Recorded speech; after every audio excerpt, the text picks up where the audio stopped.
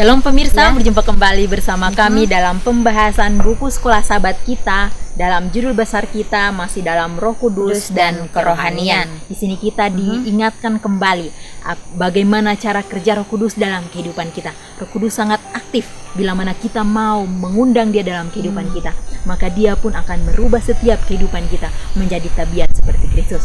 Sebelum kita membahas akan pelajaran ini, kami mengundang saudara-saudara untuk berhenti sejenak dari setiap kegiatannya. Mari kita sama-sama berkumpul agar kita dapat mempelajari bersama pada judul Roh Kudus dan Buah Roh. Ayat inti kita pada saat ini terdapat dalam Galatia 5 ayat 22 dan 23. Tetapi buah roh ialah kasih, sukacita, damai sejahtera, kesabaran, kemurahan, kebaikan, kesetiaan, kelemah lembutan, penguasaan diri. Tidak ada hukum yang menentang hal-hal itu. Buah roh adalah inti kehidupan kekristenan. Ketika Rasul Paulus mendaftarkan 9 aspek yang berbeda dari buah ini semua hanyalah satu buah yang harus dilihat secara satu kesatuan. Buah roh tidak menyatakan apa yang seseorang mampu lakukan buat Tuhan melalui pemberian karunia dan talenta, tetapi menunjukkan bagaimana seorang itu hidup bagi Tuhan. Buah ini menyatakan siapa orang itu sebenarnya. Semua kebajikan yang ditulis dalam Galatia 5 ayat 22 dan 23 ada dalam Yesus Kristus. Karena itu buah roh adalah kehidupan Kristus di dalam kita dan yang dimungkinkan oleh kuasa Roh Kudus. Buah roh bukanlah sesuatu yang kita capai oleh usaha pribadi kita yang murni. Adalah mungkin untuk menghasilkan dan menunjukkan beberapa kebajikan yang sama melatih kuasa kemauan kita. Tetapi hal tersebut tidaklah sama seperti Roh Kudus yang Roh Kudus lakukan di dalam kita. Apa yang kita hasilkan oleh diri kita adalah sama seperti buah yang terbuat dari lilin yang bukan asli. Buah lilin terbuat dari imitasi dan dari kejatuhan tampaknya sama indahnya dengan yang asli, tetapi rasanya aneh dan jauh berbeda dari buah yang asli. Buah yang asli tidak dapat dibuat dengan mesin. Itu bertumbuh dari sebuah hubungan. Ketika Roh Kudus berhubungan dengan Yesus melalui firman-Nya yang tertulis, tabiat-tabiatnya mulai dinyatakan di dalam kehidupan kita. Jadi sangat luar biasa pelajaran kita saat ini, menghimbau kita kembali. Mungkin kita dapat membaca dalam Galatia 5 atau kita sudah bisa menghafalkannya dalam Galatia 5 ayat 22 dan 23. Kasih, sukacita, damai sejahtera, kesabaran, kemurahan, kebaikan, kesetiaan, kelemah lembutan, dan penguasaan diri. Di sini buah-buah roh ini dapat kita miliki. Mungkin kita berusaha dengan manusia kita sendiri. Kita berusaha dengan sekuat tenaga kita. Dan seringkali kita mencapai itu tetapi tidak asli. Dikatakan bahwa semuanya itu akan hilang begitu saja kalau kita mendapatkan ujian dan kita berfondasi pada diri kita sendiri. Tapi saat kita melihat kepada kehidupan Kristus adalah cerminan dari buah-buah roh itu. Bagaimana Dia hidup penuh dengan kasih. Bagaimana dalam setiap situasi dalam kehidupan kita harus bersukacita. Bagaimana kita harus menjalin hubungan kita sehingga bersama dengannya sehingga kita mendapatkan damai dalam kehidupan kita. Bagaimana kita harus bersosial, kita harus mempunyai kesabaran. Bagaimana kita harus bermurah hati bila mana kita dalam kehidupan kita harus bermurah hati. Bagaimana kita harus mempunyai kebaikan, kesetiaan, kelemah lembutan, dan bagaimana kita mempunyai pengendalian diri dalam kehidupan kita. Ini semua kalau kita melihat dalam kehidupan Yesus menunjukkan semua karakter ini. Dan inti dari buah roh adalah kehidupan kekristenan. Apakah kita sebagai umat Tuhan yang mengaku kita adalah umat Kristen, kita sudah menghasilkan buah-buah roh yang asli, yang datang dari tuntunan Roh Kudus dalam kehidupan kita? pertanyaan bagi masing-masing kita untuk kita dapat renungkan. Dan di sini dikatakan bahwa bukan hasil pencapaian kita, tapi bagaimana Roh Kudus dapat menuntun kita kepada kehidupan seperti itu. Dan ini harus melalui penyerahan yang sungguh-sungguh, karena melalui penyerahan itu kita dapat diubahkan. Karena tanpa penyerahan yang sungguh-sungguh, kita akan menghasilkan buah-buah yang sama tetapi tidak asli dan akan berakhir. Tapi ini Roh Kudus menawarkan semuanya atau aspek-aspek ini untuk kita hidupkan, dan bukan berakhir pada situasi tertentu, tapi akan berkelanjutan sampai pada kehidupan yang kekal. Ya, dan juga ada syarat bagaimana agar kita berbuah. Ya, di sini buah roh tidak dapat dipaksakan ya kepada kita dari luar, tetapi itu adalah hasil dari kehidupan Kristus di dalam kita. Ya, jadi harus Kristus yang harus hidup di dalam diri kita, sehingga itu akan alami keluar buah-buah roh itu. Juga tanggung jawab umat percaya adalah tinggal di dalam Kristus. Ya, ketika Kristus tinggal di dalam pikiran kita, Dia akan dapat terlihat dalam tindakan-tindakan kita. Ya, jadi buah roh adalah tabiat Kristus dihasilkan oleh Roh Kudus di dalam pengikut-pengikut Kristus. Ya, dan tidak mungkin pohon yang baik itu menghasilkan buah yang tidak baik. Ya, jadi buah yang baik adalah produk alami dari hubungan kita dengan Yesus melalui Roh Kudus. Amin. Ya, jadi bagaimana setiap harinya? Ya, kita boleh berdoa, kita boleh minta akan tuntunan kuasa itu. Kita boleh minta supaya kita lebih peka lagi dengan bisikan akan suara Roh Kudus itu di dalam kehidupan kita masing-masing. Ya, kita harus perlu berdoa dengan lebih sungguh-sungguh lagi, meminta akan kuasa daripada Tuhan. Ya, sehingga setiap langkah kita boleh sesuai dengan kehendak Tuhan sendiri. Dan kita akan membahas satu persatu dari buah-buah roh ini. Yang pertama adalah buah kasih. Bagaimana kita dapat memiliki kasih Bapa, yaitu harus tinggal di dalam Dia.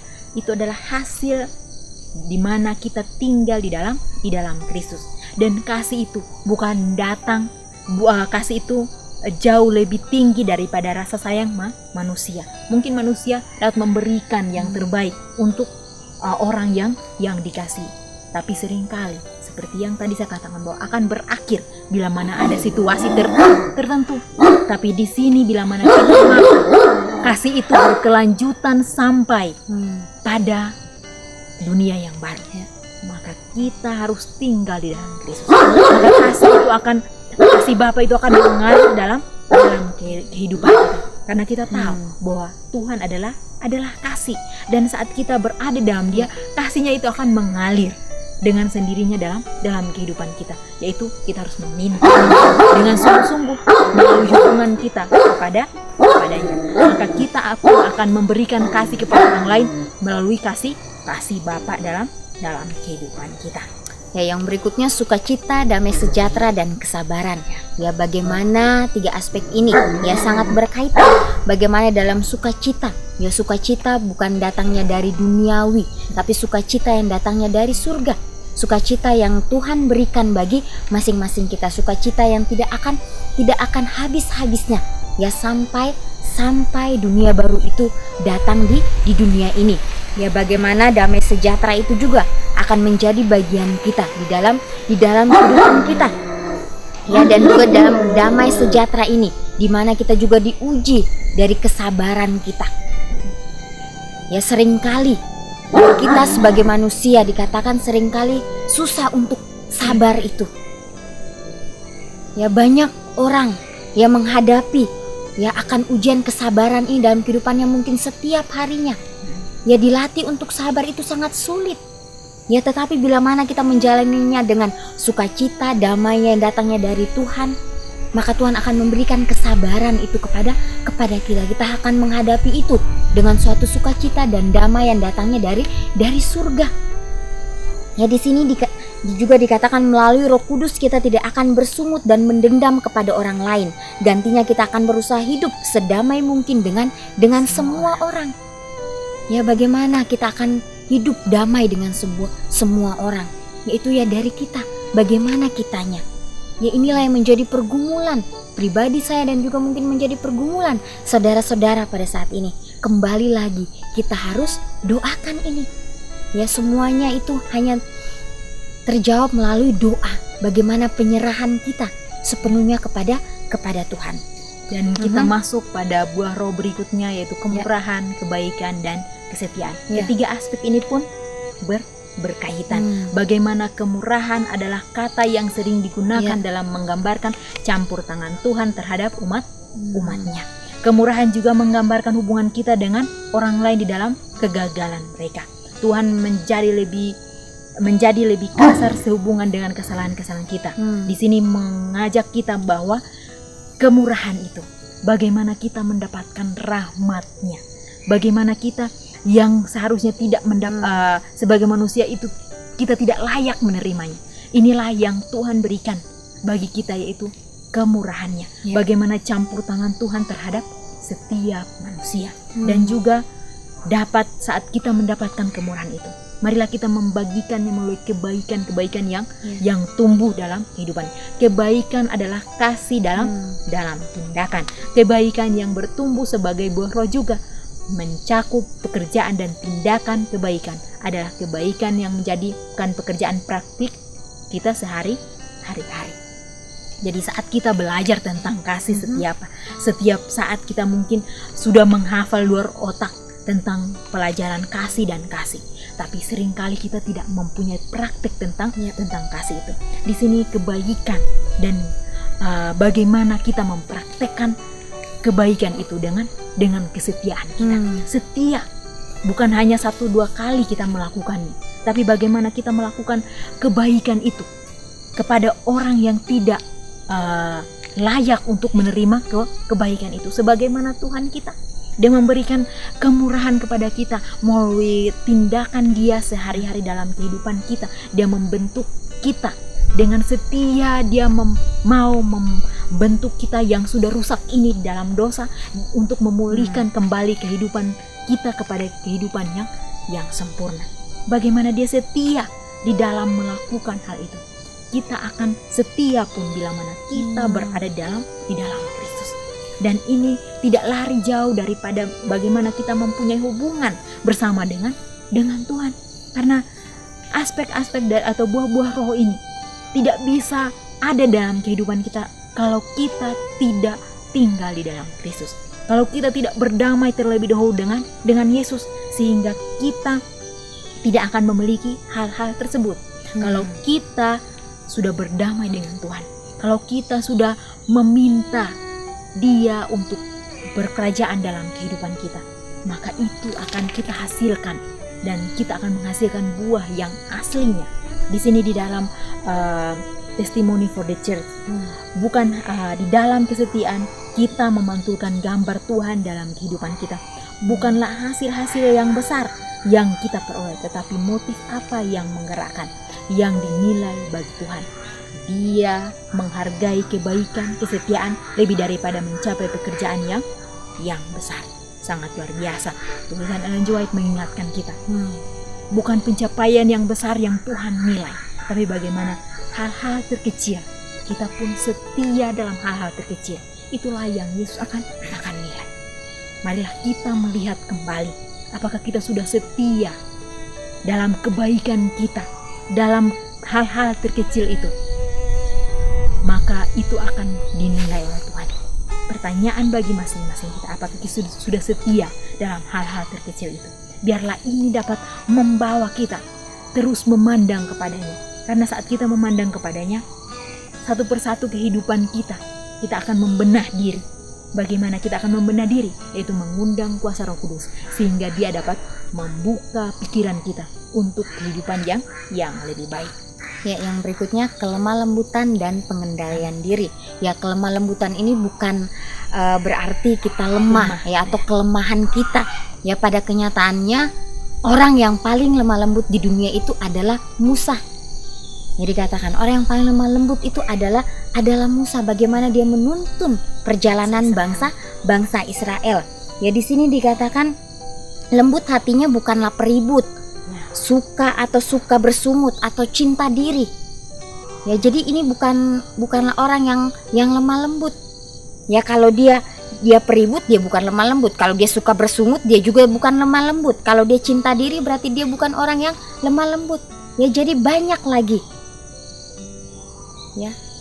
Banyak akan karakter-karakter yang keluar dalam kelemah lembutan ini. Ya, inilah yang akan mengoreksi akan diri saya pribadi, mengoreksi akan diri saudara-saudara. Ya, berada di manakah kita pada saat ini? Ya, mungkin saya tidak ada di salah satu dari buah roh itu.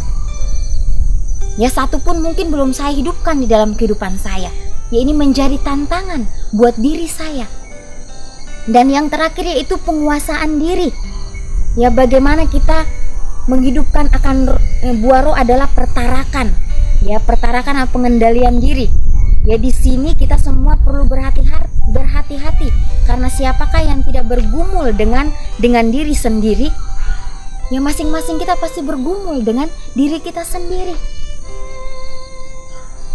Ya, kembali lagi kita doakan dengan sungguh-sungguh. Ya, melalui doa, melalui komunikasi dengan Bapa di surga. Ya, akan memberikan kita hikmat. Apa yang harus kita lakukan. Kemudian di sini nih, kita lanjutkan dalam bahasa modern ayat dalam Galatia 5 ya tentang buah roh ya.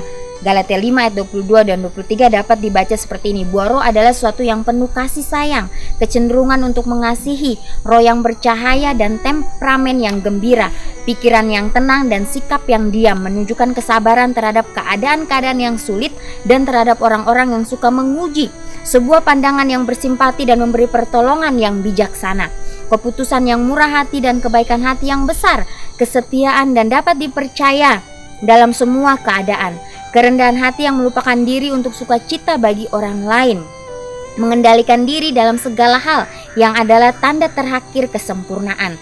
Inilah jenis tabiat yang disebut buah roh. Segala sesuatu di dalam dunia ini adalah buah. Ini bukan karena perjuangan diri, tetapi karena tinggal di dalamnya, yaitu di dalam Tuhan. Bukan karena kecemasan, tetapi karena percaya, bukan oleh usaha, tetapi oleh iman. Ya, jika kasih akan kebenaran itu ada di dalam hatimu, saya dan Anda akan berkata-kata tentang kebenaran. Anda akan membicarakan berkat pengharapan yang Anda miliki di dalam Yesus. Jikalau saya dan Anda memiliki kasih di dalam hati, ya tentunya kita akan berusaha mengangkat dan membangun iman kita yang paling suci. Jika ada kata jahat terlepas yang merusak tabiat saudara atau sahabat Anda, jangan dukung pembicaraan jahat itu. Ini adalah pekerjaan musuh. Ingatlah si pembicara bahwa firman Tuhan melarang percakapan seperti itu. Ya, jadi terkait lagi bagaimana pembicaraan kita ya di dalam kehidupan kita setiap harinya. Ya, seringkali kita membicarakan ya mungkin hal-hal yang tidak sesuai dengan kehendak Tuhan. Ya, seringkali itu keluar dengan tanpa kita sadari. Ya, kembali lagi, ya kita boleh menyelidiki ya akan kehidupan masing-masing kita. Ya, sudah jelas sekali nasihat firman Tuhan pada saat ini. Ya, bagaimana kita mempraktekkan itu dalam kehidupan kita setiap hari, memperbarui kembali komitmen kita untuk memandang kepada Tuhan. Ya, untuk mempraktekkan setiap karakter Tuhan di dalam kehidupan kita. Ya, dan tentunya itu melalui ujian-ujian setiap hari. Ya, biarlah kita kembali lagi doakan itu. Ya, saling doakan satu dengan yang lain, saling membangun satu dengan yang lain, sehingga buah-buah roh ini ya akan kita jalani satu persatu. Bukan sekaligus kita jalani, itu akan terasa berat, terasa susah. Satu persatu kita latih setiap hari di dalam kehidupan kita. Dan biarlah pelajaran dari Roh Kudus dan buah roh mengingatkan kita kembali bagaimana kita harus hidup sebagai orang-orang Kristen. Bagaimana kita sudah mengaku bahwa kita adalah pengikut Tuhan. Kita harus terus hidup di dalam Yesus, dan kita harus membuahkan buah-buah roh itu. Kasih, sukacita, damai sejahtera, kesabaran, kemurahan, kebaikan, kesetiaan, kelemah lembutan, dan penguasaan diri. Hal-hal ini dapat kita hidupkan dalam kehidupan kita kalau kita tinggal di dalam Dia. Kalau kita sudah berdamai dengan Dia, maka Dia akan merubah setiap kehidupan kita. Ingat bahwa Tuhan tidak pernah memaksakan hal-hal ini dalam kehidupan kita. Tapi saat kita mau mempunyai kerinduan, melalui Roh Kudusnya, Dia akan menuntun kita kepada jalan yang benar. Oleh karena itu, jangan kita menggunakan kekuatan kita sendiri, tapi gunakanlah kekuatan yang daripadanya. Karena saat kita mempunyai pergumulan demi pergumulan, situasi demi situasi, dapat membuat kita tidak menghidupkan semuanya ini. Tapi kalau Kristus yang ada di dalam kita, atau kita tinggal di dalam Dia, maka kita akan membuahkan hasil yang baik juga. Seperti yang tadi Ivan katakan bahwa semua buah-buah atau pohon yang baik tidak mungkin mengeluarkan buah yang jelek. Oleh karena itu, bila mana kita mempunyai fondasi, yaitu kasih daripada Bapa itu menjadi fondasi dalam kehidupan kita, maka kita akan menghasilkan semuanya itu. Dan ingat bahwa kita mempunyai pengendalian diri. Pengendalian diri ini bukanlah semua pengendalian diri yang menyangkut makanan dan minuman, tapi semua fase kehidupan kita, kita harus menyerahkannya ke dalam Tuhan. Setiap keinginan kita, setiap angan-angan dalam kehidupan kita, marilah kita serahkan ke dalam tangan Tuhan. Biarlah hanya pengendalian daripadanya menjadi bagian masing-masing kita, sehingga hari ke hari kita dapat dilatih untuk menghidupkan karakter Kristus, dan orang lain dapat melihat karakter Kristus dalam kehidupan kita. Maukah kita hari ini berkomitmen untuk memantulkan angkaan karakter Kristus dalam buah-buah roh ini? Masing-masing kita mempunyai pergumulan, namun biarlah kita berkomitmen agar Dia dapat mengajari kita hari ke hari, sehingga kita pun dapat hidup sebagaimana yang Dia kehendaki. Dan kita akan berjumpa kembali di kesempatan yang berikut. Tuhan memberkati.